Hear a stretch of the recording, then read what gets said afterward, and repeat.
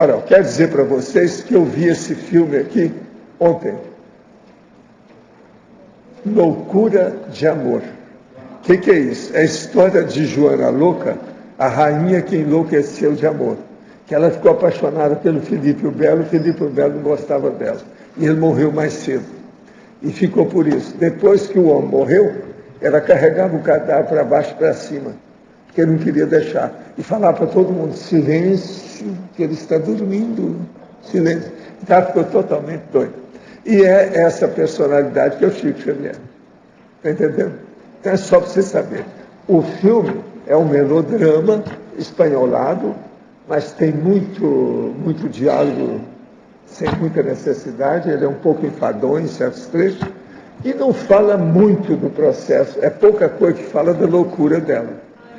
Mas agora, o povo é bom, são os maiores, da época são os maiores atores e atrizes, né? Sarita Montiel, Fernando Rey, é gente boa, sabe? Esse filme ele mostra muito a intriga que acabou levando, teria levado a loucura dela. Havia muita coisa, mas mesmo assim, eu acho que o filme ainda enrolou-se. Ele podia ter sido melhor. Pois é, parece que defende um pouco, né, a personalidade dela. Parece que a mas intriga agora, que gerou isso. Vale a pena ver, quem quiser entender o Chico Xavier, Joana Louca, os processos da monarquia espanhola, os problemas todos que existiram junto com os ingleses, italianos, a situação toda da época. Agora, Valdo, já tinha na paragenética dela essa condição de distúrbio psiquiátrico? Sim. Da própria Joana. Então, essa conspiração, na realidade, foi um gatilho para isso acontecer. Muito enrolada, já tinha muita coisa nesse sentido. Agora, ela também já vinha com isso em outras vidas. Sim. O próprio Chico. A própria avó dela era... É antes da Joana Louca. Ok. Ele mesmo falava isso. Ele sabia disso. Ok. Agora, vale a pena ver o filme nós vamos para ver o processo histórico. A gente vai estar abordando um pouco desse assunto no curso desse final de semana de profilaxia das posturas monárquicas, né, dessa condição da personalidade consecutiva. Quem vai ver a monarquia, então vai ver os processos desse filme também. E vale a pena ver. Professor Valdo, ainda dentro dessa questão, como é que ele conseguiu fazer essa reciclagem tão grande? Foi de uma vida só para outra? Da Joana, ele já... Estou falando do Chico Xavier. O Chico era uma personalidade psicopática. Ele não é uma pessoa normal.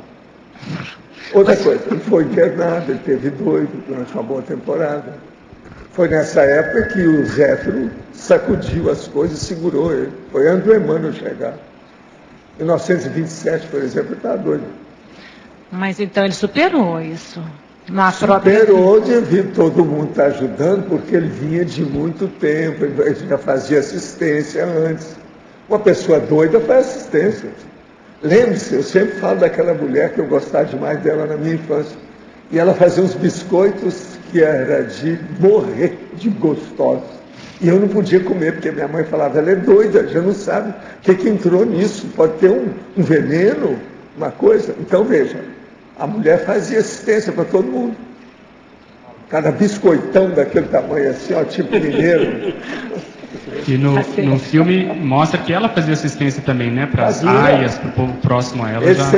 Aí é que vem o mérito do Chico. Está entendendo? Ele era muito meritório, muito sério. O Chico não se brincava em serviço. Ele pensava demais nos outros antes dele. Sempre foi assim. Então, por isso ele recebeu muita ajuda. Uma senhora inteligência.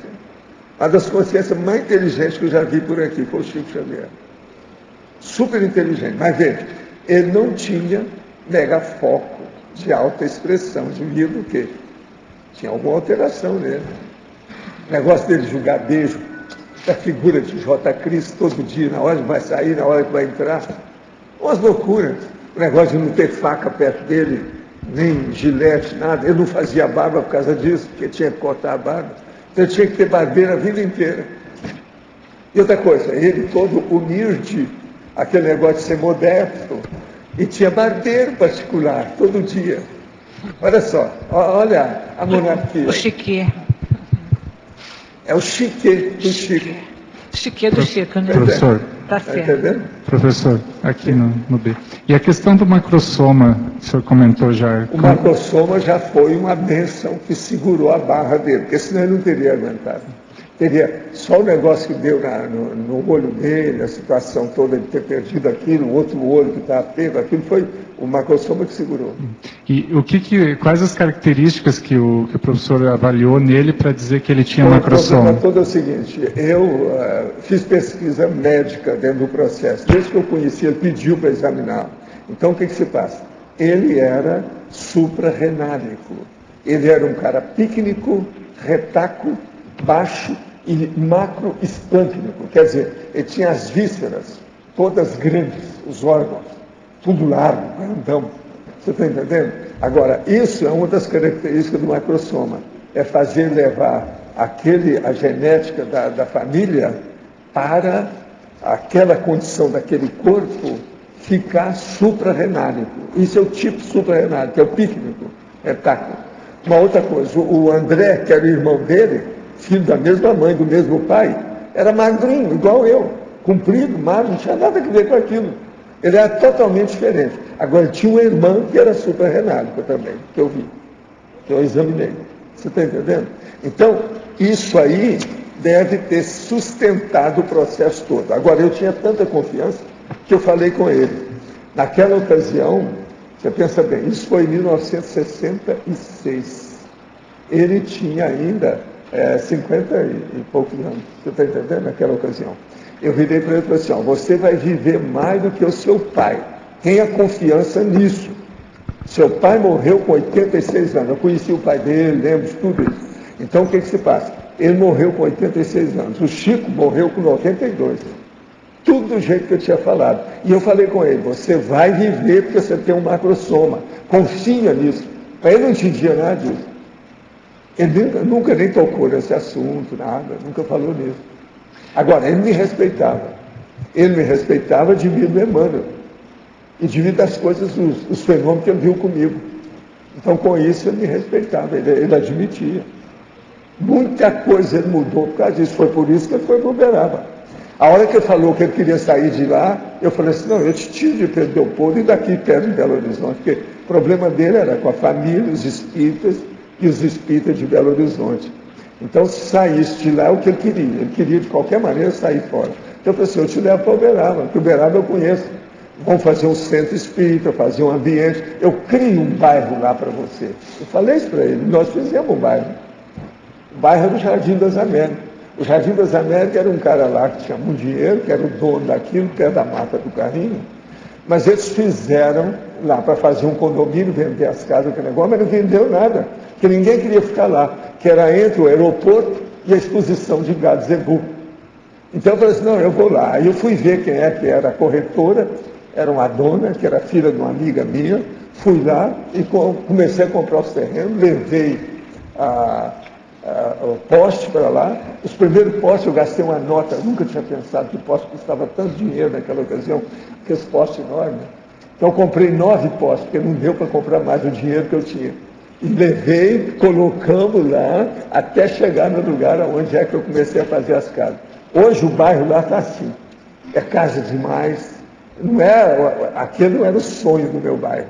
Meu bairro era para ter praça, ter uma opção de coisa. Eu fiz uma força danada para eles fazerem, não fizeram nada. Venderam tudo, onde era para ser praça, colocaram a casa, está tudo assim, casa conjugada, aquele monte. Não é uma favela, é uma residencial, tudo, mas também cresceu por tudo quanto é lado. Agora você pensa, isso tem mais de 50 anos, né?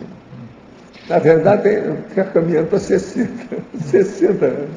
Eu fiz o bairro. Eu falo que eu fiz porque eu gastei um dinheirão, não podia comprar mais livro durante a boa temporada, porque tinha que aplicar o dinheiro lá para fazer casa, para fazer isso, tudo eu fiz. Melhor da história. Eu fui confiar nos espíritas, né, que falaram que tinha um cara lá que era muito bom, que era arquiteto, que ia fazer a casa, que eu podia confiar, porque eu tinha que viajar de vez em quando por causa do meu serviço. E eu viajei e ele fez a casa. Quando eu cheguei, eu dei todas as dicas, eu mesmo fiz a planta baixa de situação, a casa meia-água, pequenininha e tal, entende? E dei para ele. Agora, depois nós fomos morar lá, porque o negócio todo, eu fiz jardineira, milhões de coisas, a casinha, o máximo, um brinco, sabe? Aí eu comecei a ver que tinha uma umidade que subia pela parede. Falei assim, Bola, será possível que esse cara não fez alicerce na casa? Ele não tinha feito. Ele colocou em cima do chão e fez a casa daquele jeito. A casa era muito simples, ele confiou na história e má intenção. Né? Aí eu derrubei a casa, fiz outra mais séria, eu mesmo acompanhei o negócio com calma. As casas estão lá até hoje. Aí eu fiz 4 casas, ao todo. Casas espalhadas. Uma delas para guardar a minha biblioteca. E ficou lá 22 anos. Depois fui lá e busquei. Tinha 9.800 livros, tudo selecionado. Tudo dentro de estante, inclusive umas era chinesa, que eu ganhei no dia de aniversário, quando eu tinha 10 anos, sabe? Estava lá. Então, estudo é uma experiência. Por isso que eu falo para você, eu sou especialista em certas coisas. Uma delas é empreendedorismo em certas coisas.